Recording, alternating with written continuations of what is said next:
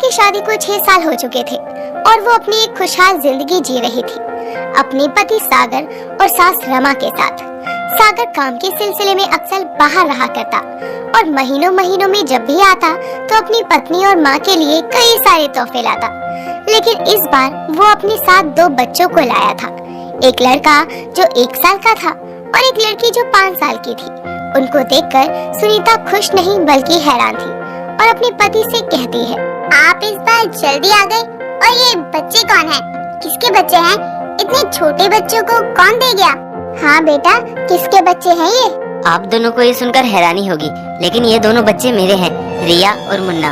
पागल हो गए हैं आप?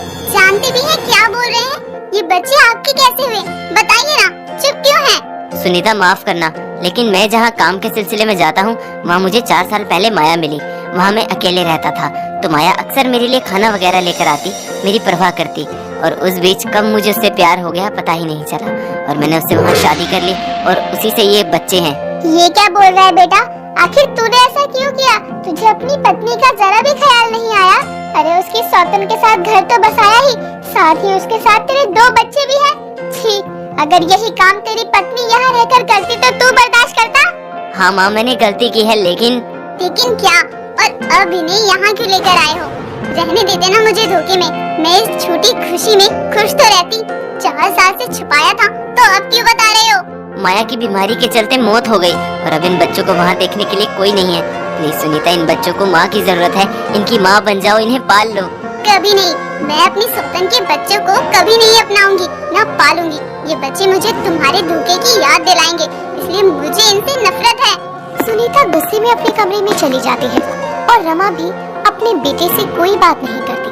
सागर खुद ही अपने बच्चों को संभालता है, लेकिन 2 दिन बाद सागर को वापस काम के लिए जाना पड़ता है, जिस पर वो उन बच्चों को घर छोड़कर अपनी माँ को उनकी जिम्मेदारी देकर जाता है। उसके बाद उसी शाम हॉल में बैठी सुनीता के पास 5 साल की रिया आती है और कहती है, आंटी, मुन्ना रो रहा है, उसको चुप करा दो।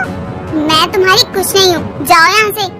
आंटी प्लीज ना, मेरे भाई को चुप करा दो, वो बहुत तेज से रो रहा है। मम्मा उसको रोते ही गोदी में लेकर चुप करवा लेती थी। बोला ना, जाओ यहाँ से, मैं नहीं करवाऊंगी उसे चुप। मेरी सौतन के बच्चे जिए या मरे, मुझे कोई फर्क नहीं पड़ता। बहू, सुनीता की सारी बातें रमा सुन लेती है, जो वहाँ आकर मुन्ने को गोद में लेकर चुप करवाती है और सुनीता से कहती है, माना तेरे साथ गलत हुआ है और मेरे बेटे ने जो किया मुझे उसका अफसोस और शर्मिंदगी भी है, लेकिन इन सब में इन बच्चों का क्या दोष? अरे तू खुद जानती है कि माँ ना बनने का दुख क्या होता है। ऐसे में तू अगर इन मासूम बच्चों को दुत्कारेगी तो भगवान तेरी गोद कैसे भर देंगे? मेरी गोद तो भर ही नहीं सकती ना माँ जी, क्योंकि मैं अब आपके बेटे को कभी माफ तो कर नहीं पाऊंगी, तो वैसे ही मेरे करीब नहीं आ सकते वो।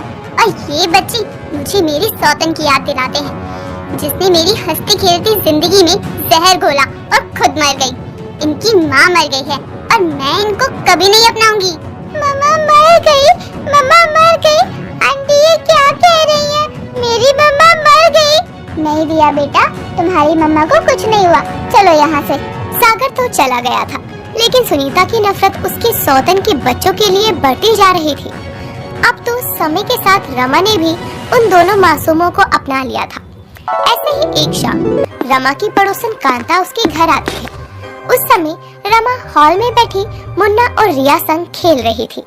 ये देखकर कांता कहती है, अरे वाह रमा, ये क्या नजारा है?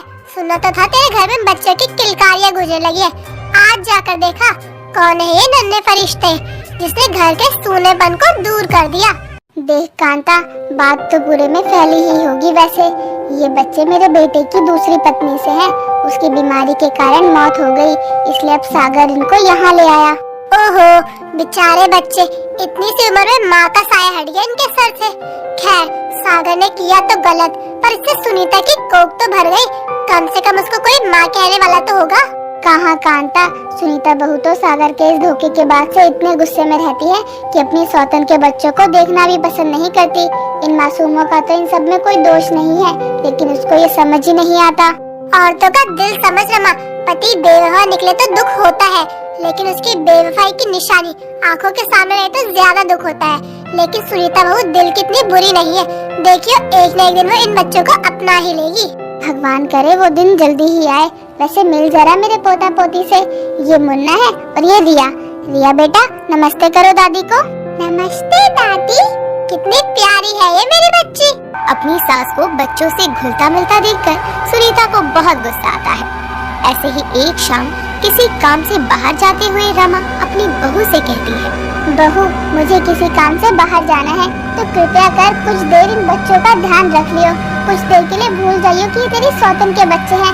इतनी इंसानियत की उम्मीद तो मैं तुझसे कर ही सकती हूँ। सुनीता कोई जवाब नहीं देती, लेकिन रमा इसको उसकी हाँ समझकर कुछ नहीं कहती और चली जाती है। हॉल के पाले में मुन्ना सो रहा था और रिया हॉल में ही खेल रही थी। तभी रिया खेलते हुए बाहर जाने लगती है।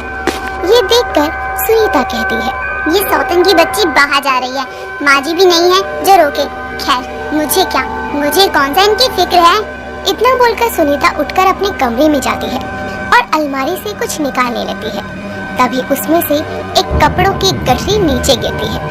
वो गठरी उन दोनों बच्चों के कपड़ों की थी। सुनीता उसको उठाने लगती है तो उसमें से उसे एक छुपा हुआ लेटर मिलता है, जिसे खोलकर वो पढ़ती है तो उसमें लिखा था, हेलो सुनीता, मैं माया। आज अगर तुम ये लेटर पढ़ रही हो इसका मतलब मैं इस दुनिया में नहीं हूँ और मेरे बच्चे तुम्हारे पास है। देखो मैं जानती हूँ तुमको मुझसे नफरत है और मेरे बच्चों से भी, लेकिन सच बताऊँ तो मुझे नहीं पता था कि सागर शादीशुदा है। उन्होंने मुझे ये सच 2 महीने पहले बताया।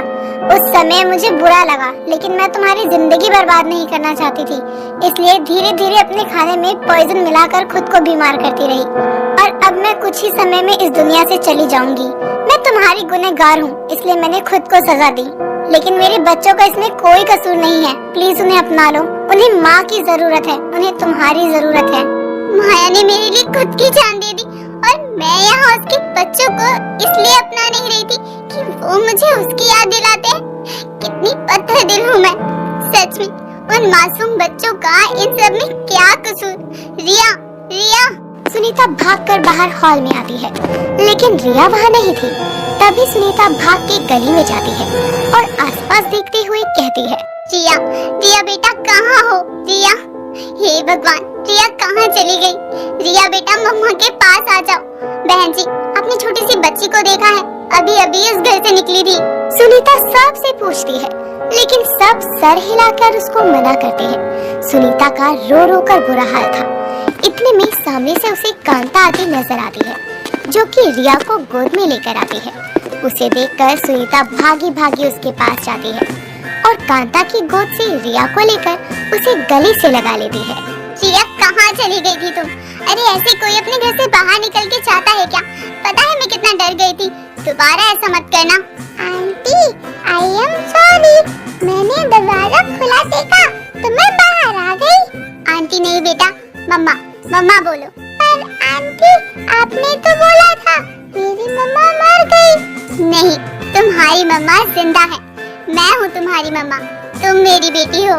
सच में? आप मेरी मम्मा हो? और मुन्ना की भी? हाँ बेटा, मुन्ना की भी। आंटी, ये आपको कहाँ मिली? बहू मैं घर आ रही थी तो ये अकेले मुझे मोहल्ले में बाहर मिली। जब मैंने आसपास रमा या तुझे नहीं देखा तो मैं इसको वापस ला रही थी। आपका बहुत बहुत धन्यवाद आंटी। चलो रिया, हम मुन्ना के पास चले। वो घर में अकेला है, चलो उसके साथ खेलना।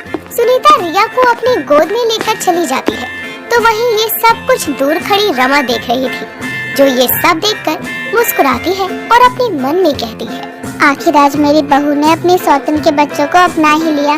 मुझे खुशी है, अब उन बच्चों को माँ का प्यार और मेरी बहू को माँ बनने का अधिकार मिल गया। सुनीता बच्चों को अपनाकर एक माँ की तरह प्यार देती है, लेकिन वो सागर को कभी भी 2 जिंदगियां बर्बाद करने के लिए माफ नहीं करती।